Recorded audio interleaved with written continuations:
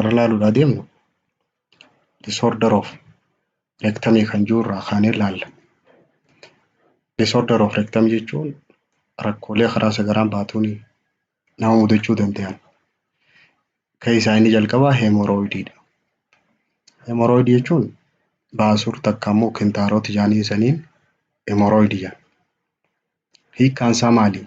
Heemorooyidii yeroo jennu enlargement and congestion of dilated portion of vein anal canalidha. Veiniin heemorooyidaadii jedhamu jira anaalii kana keessa. Maqaa veiniidhaati, maqaa hidda dhiigaati. Yeroo inni suni hiitawee heemorooyidii jedhama. Enlargement and congestion patch of mucosa and submucosa at anorectal junction. Keessi mukoosaadhaatiif mukoosaan anaalii keessa jiruu fi akkasumas membireenii mukoosaa duubaan itti aanu inni kun yooniif hiitawe takka immoo walitti dhiphate or dilated portion of vein in the anal canal takka kutaan takka hidda dhiigaa anaalii kana keessa deemu keessaa yoo tokko hiitawe heemorooyidii jedhaniin. Saayitiin inni kun itti mul'achuu danda'u nama hunda bakka takka irratti mul'atu. Nama garii sa'aatii 3 fakkaata jechuun gara mirgaatti anaalii kanarraa gara mirgaa. Warreen garii immoo at 7 o'clock fiinxa sa'aatiidhaa san kara inni garagalu kara bitaa kanatti. Takka immoo 11 o'clock yookaan gara oliitti. Bakka hundatti haa mul'atu malee hiitahuu takka immoo furdachuu hidda dhiigaa kanaatu heemorooyidii jedhaniin. Heemorooyidii kana yoo addaan qoqqoodne based on its site bakka inni irratti mudaturra hundoonee bakka lamatti adda baafna. Internal heemorooyidiidhaa fi external heemorooyidii jennaan. Internaaliin abbaaf internal sphincteriidha. Anaaliin karaan sagaraan gadiin baatu kuni sphincterii lama qabdi. Tokko internaaliidha jira gara keessaa. Inni lammaffaadhaa gara alaa kana jira external sphincter jedhanii. Yoonii fi internal sphincterii sanii oli taate internal heemorooyidii jedhama. Yoo immoo outside taate external sphincterii gara alaa kana gadi yoo taate external heemorooyidii jedhama. Namoonni heemorooyidii qaban takka immoo baasur yookaan kintaarotii kana qaban mallattoo akkamtu irra mul'ata? Clinical feature'n isaa bright red blood qaban at the end of defecation. Yeroonii fi sagaraa bahanii booda dhiigni diimaan dhiigni haarayni sagaraa sanirra mul'ata.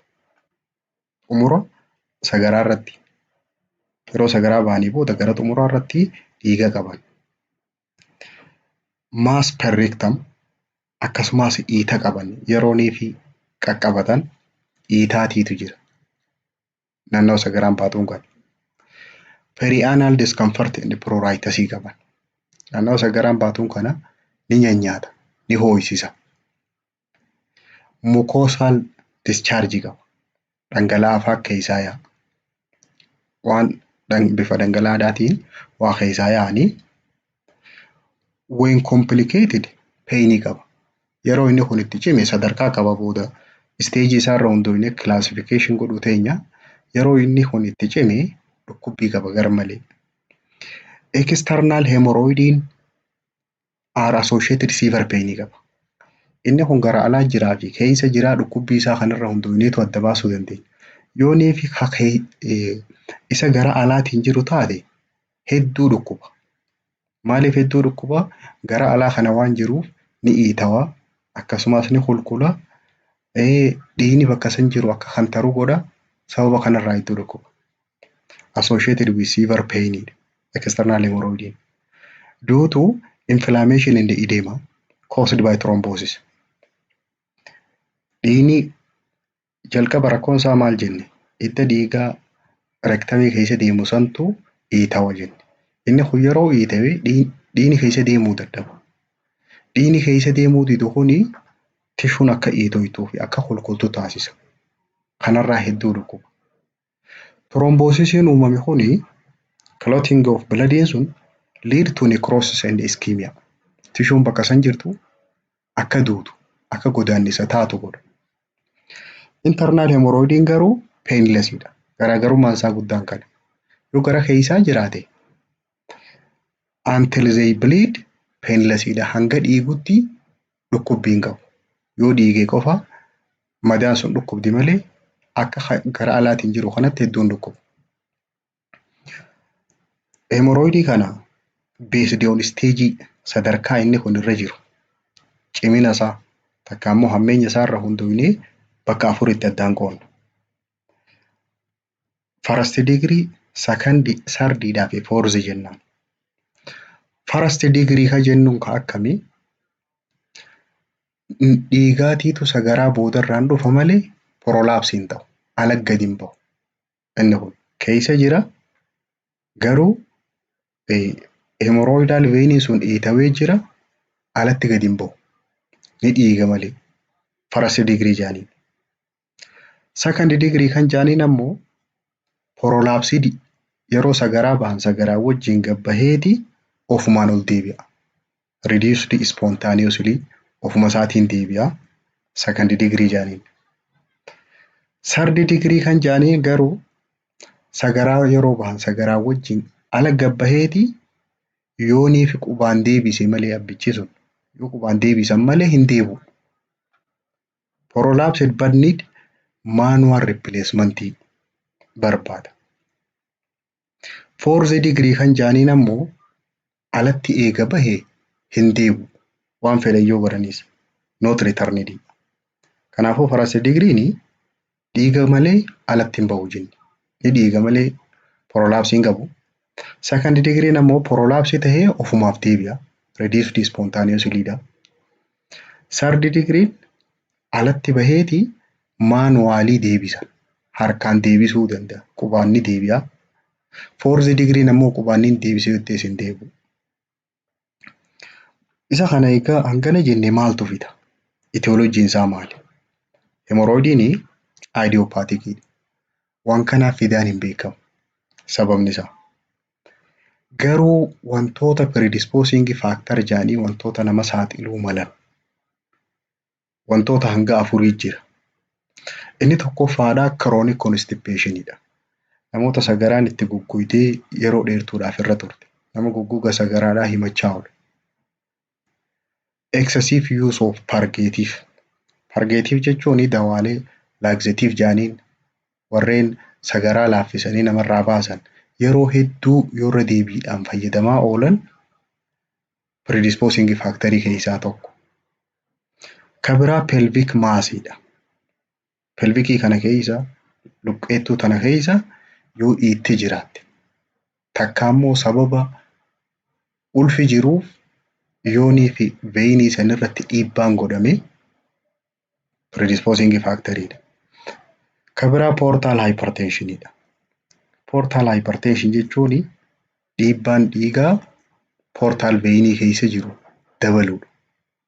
Conjunctioniin yoonii fi itti dhiigaa sun kan walitti dhiphatu taate dhiibbaan achi keessatti dabaluun akka hemorrhoidal veiniin kun dilate godhu akka iitahu waan fiduu maluuf sababa ta'uu danda'a. Tiriitimentiin nama hemorrhoidii qabu maali? Tiriitimentiin isaa regulating bowelidha. Laxative. Akka sagaraan itti gugguyitee isa san hin dhiisine laxative fudhatee dawaalee sagaraa laaffisanii saniin sagaraan isaa akka osoo isan humna irraa baatu tahuu qaba. Avoid constipationidha. Dirqama sagaraan itti gugguguun qabdu nama sana. Akka sagaraan itti gugguyneef maaltu ajajamaafi? High residue diet that contain fruit. Nyaata firiilee hedduu qabu. Akkasumas nyaata qaamni guutuu bulleessee hin finne kan akkuma gubbaan fudhatanitti jalaan bahu. Nyaata akkasii sana akka nyaatu gorfama. Warreen akka salaxaa fa'a. Kan biraa city baasiidha. City baasii jechuun immersion of genital area in warm wateriidha. Bishaan oowwaa bishaan bu'aawaa keessa genital areaadhaan taa'u. Yeroo san bu'aa maalirraa argata city baasii kanarraa namni suni dhiigni bakka sanii kan taree akka yaa'u ta'a. Akkasumas iddoon dhidhiphatan akka babal'atanii dhiigni keessa yaa'uu danda'u ta'a. Good personal hygiene and avoiding excessive straining during defecation. Akkasumas wantoonni sirriitti gorfamu nama hemorrhoidii qabu irratti good personal hygiene barbaachisa. Qulqullina dhuunfaadha akka eeggatu. Naannoo keessaa genital area akka sirrii qulqulleeffatu. Excessive straining during defecation. Wantoonni dhorkaman ammaas yeroonii fi sagaraa bahu hedduu gaxittanuu kan qabu. Hedduu ittanaa kan oollee kana godhuudhaan hemorrhoid symptom and discomfortiin irraa fooyya'uu danda'a.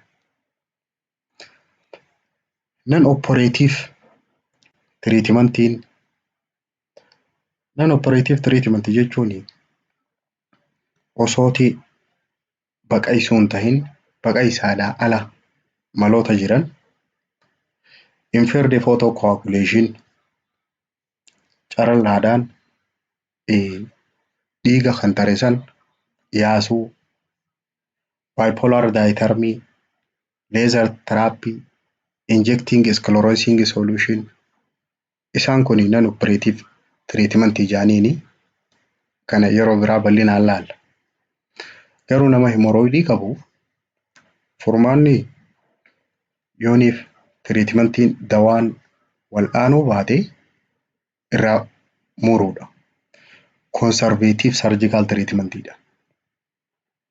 Keessaahuu warreen internal hemorrhoidii qabaniif warreen hemorrhoidiin isaanii gara keessaa jiruuf achi keessaa gaxii ta'eef rubber band ligation procedure jedhama. Inni jalqabaa. Rubber band ligationiin anoskooppii fayyadamanii meeshaa anoskooppii jedhamu kan anal kana keessa ittiin ilaalan san fayyadamaniiti hiddi sun dirritti baafamee san booda grasp godhama. Qabama small rubber bandiidhaatiitu irratti hidhama. Hemorrhoidii san irratti.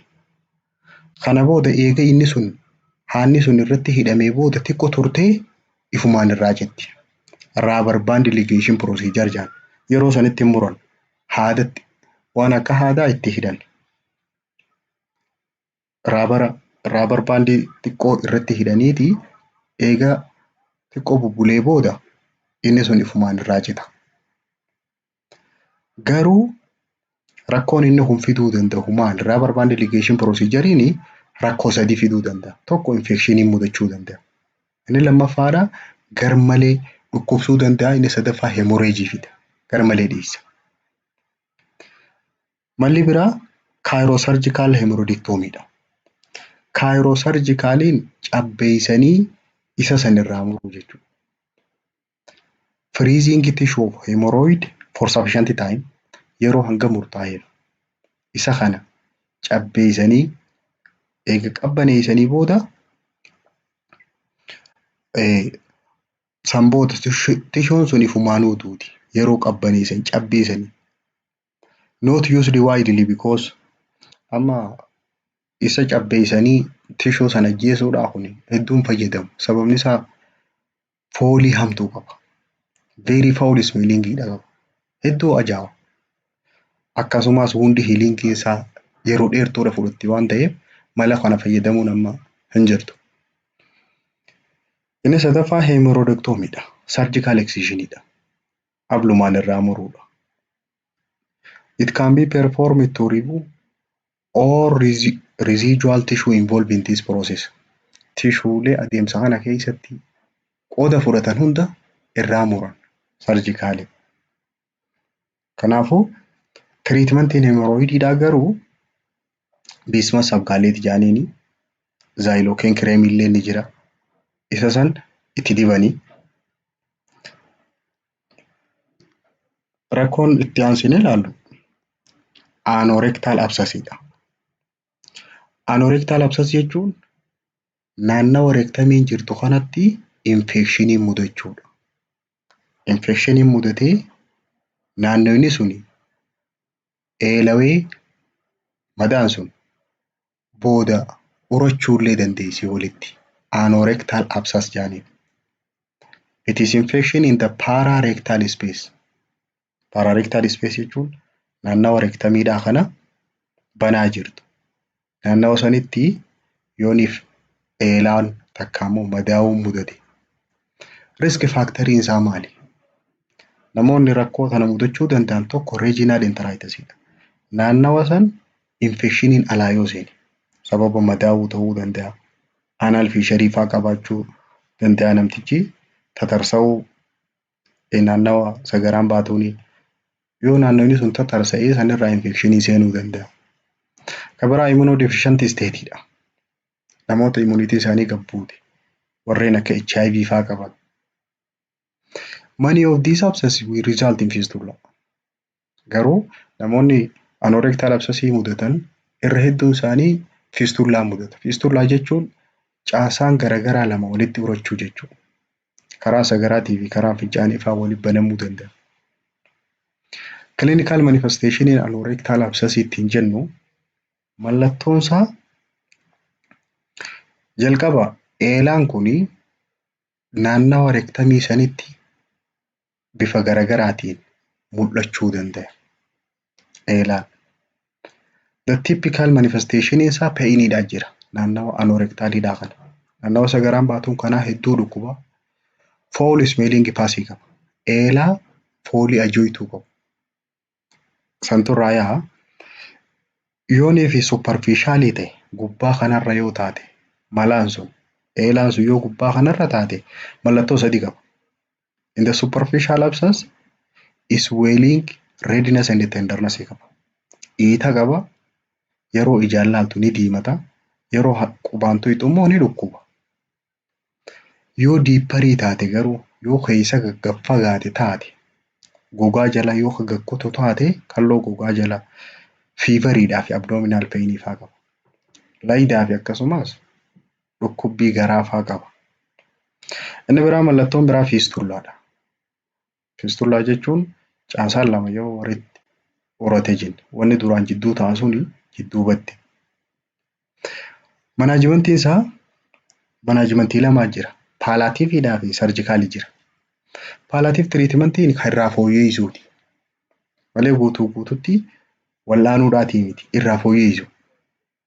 Namoota anorectal abscess qaban irraa fooyyessuudhaaf wanni ajajamu kan jalqabaa siiti baasidha. Qulqullina genital areaadhaa akka inni sirriitti eeggatu. Kan biraa dhukkubbii saniif analjeesikiidha. Farra dhukkubbiidhaa kennuufi. Abscessiin jiraannaan eelaan bakka takka walitti kuufame taanaani typical managementiin isaa sarjikaalidha. Baqaysanii eelaa sanirraa yaasu. Incision and drainageidha. Incision and drainage jechuun dhoosanii eelaa keessaa yaasudha. Egaa fiistullaa dubbanneefoo anal fiistullaa ilaallu. Anal fiistullaa jechuun naannawa anasiidhaa kana duubaan bakka silaa sagaraan baatuun kana duubaan uraan biraa dhufuu jechuudha. Teeny tubular fibrous tract that extend into anal column from the opening located beside the anus. Anal fistula jechuun naannawa anal area kanaan uraan biraa uramti. Caasaa structure isaa kan anatomiidhaa san beekuu qabda. Naannawa analidhaa kana cinaa isaatiin uraan biraa uramti. Maaltuutu naannawa analii kana cinaadhaan uraa biraa maaltu? Kooziin isaa waa sadi. Tokkoffaani infekshiniidha jenna. Keessaahuu yooniif perianal abscessiin jiraate eelaa yoo naannawa analii kana cinatti walitti qabame booda walitti urachuu danda'a qaamni sun madaa walitti baatee. Inni biraa traumaadha. Yoo dirame fa'aa sababa balaan irra geesseef waa faarra kufee dirame walitti baati. Kan biraa fiishariidha. Fiisharii jechuun tatarsa'uudha. Tatarsa'uu hulaa sagaraan baatuun qabu. Yuunii fi tatarsa'ee. Kan biraa reejinaal intaraayitasiidha. Reejinaal intaraayitasi yeroo jennu infekshinii naannawa sanii jechuudha. Naannawa san infekshinii yoo qaban. Clinical manifestationii namni tokko anal fistulaa qaba jennuun inni jalqabaa uraa san keessaan dhaabbata sagaraa yaa'udha. Pass or stool may leak constantly from the cutaneous opening. Bakka uraan jirtuun saniin bakka sagaraan baatuun san osoo hin ta'in uraa lammaffaa saniin eelaan yookaan immoo sagaraan dhaabbataa bakka saniin keessaa yaati. Inni biraa mallattoon isaa passage of flatus surfaces from vagina or bladder depending on fistula tract. Bakka uraan sun walitti baateen irra hundootee sagaraan isaa takka karaa fincaan bahaniin kanaan bahuu dandeessi. Yookaan immoo bilaadarii san keessaan bahuu dandeessi yookaan vajaayinaa keessaan bahuu dandeessi. Sagaraan keessaa yoo warreen dubartootaa fa'aa taate vesikoo vajaayinaal fistulaa yoo jiraate sagaraan vajaayinaa keessaa yaati. Kan biraa mallattoo infekshiniin qaama keessa jiraachuudhaaf fiivarii qaban, laayidaa qaban. Manaajimentiin isaa fistulaa taanaan akka waliigalaatti sarjariidha. Rikkamandii wanni godhamu, wanni ajajamu baqaqfamee sirrachuu qaba. Bakki walitti banamte sun tolfamuu qabdi. Fistulektoomii. Fistulektoomii jechuun excision of fistulous tract. Bo'oo walitti banamte san addaan cufuudha. Bakka walitti banaa taate sanii deebisanii ripeer godhan. Inni biraa anorectal problemii keessaa inni xumura anal fiishariidha. Anal fiisharii jechuun tatarsa'uu bakka sagaraan baatuun longitudinal teeriidha. Akkanatti gadotti dhoohuudha. Longitudinal tear or ulceration in lining of anal canal. Keessi anasiidhaa kuni yuuniif tatarsa'e. Namoota akkam fa'aa nama sagaraa jajjabduu guddoo fa'aa dirqiidhaan baase. Karaa sagaraan bahuun kun ni dhodhooha. Isa kanaan anal fiisharii jedhama. Kooziin isaa inni jalqabaa troomaadha. Sababa sagaraan guddoon keessaan baatuuf anal isaa kanarraa miidhaan geesse. Sababa kanaaf tatarsa'e. Large firm stool sagaraa guddoo jajjabduu taate. Keessaan warreen constipation qaban sagaraan isaanii yeroo baatu waan itti rakkattuuf karaa san dhodhoosuu dandeessi. Inni biraa persistent tightening of anal canal secondary to stress. Sababa sagaraan tun yoo baate karaa kana na laaleessiti jee sodaatuuf ammaas cinqii sanirraa kan ka'e persistent tighteningiidhaa jira. Analiin isaa kun egaa walitti kottoonfatee addaan hin diriirfatu. Ni sodaata waan ta'eef. Kun deebisee constipationii fida. Sagaraan kun yeroo itti jabaatte yeroo ni baasa jiru ammaas inuma dhoofti. Kan biraa koosiin biraa child birthidha. Dubartoonni yeroo dahumsaa troomaan irra gaha. Karaa sagaraan baatuun kanarra akka tatarsa'u sababa ta'uu danda'a. Kan biraa tiroomaadha. Tiroomaan gaa yoonii fi gara duubaa kanaa wahirra kufee waa diran dhodhoosuu danda'a. Clinical manifestationii sadi qaba. Anal fiisharii mallattoo gurguddoo sadii qaba. Tokko extremely painful defecationidha. Yeroo sagaraan baatu ni iyya. Hedduu dhukkuba waan ta'eef obsuu hin danda'u. Mallattoo lammaffaadhaa burning sensationii qaba. Ni bilbilti. Karaan sagaraan bahuun kun. Mallattoo sadaffaadhaa bleedingii qaba. Ni dhiiga. Yeroo baatu ni dhukkuba. Ni bilbilti. Dhiiga qaba. Manaajimentiin isaa maali? Manaajimentii isaa beekuudhaaf ka'umsa isaa beekuu qabda. maalirraa dhufuu danda'a jenne sagaraan itti jabaachuu irraa dhufuu waan maluuf increase water intake bishaan hedduu baay'isee dhuguu qaba akka sagaraan irraa laaffattu. Kan biraa city baas godhuu qaba. City baasiin hiddoota dhiigaa naannawaa san jiru akka sirriitti dalagan godhuu cinatti maashaan naannawaa san jiru akka riilaaksii ta'ullee godhuu danda'a. Riilaakseshiniidha. Kan biraa immoolanta sappoozitariidha. Immoolanta sappoozitariin warreen jalaan reektamiidhaan kaayaman ta'anii warreen karaa san jiisu. Bakka isii jabaattu suni akka inni rigatatti hin uumne kan godhu.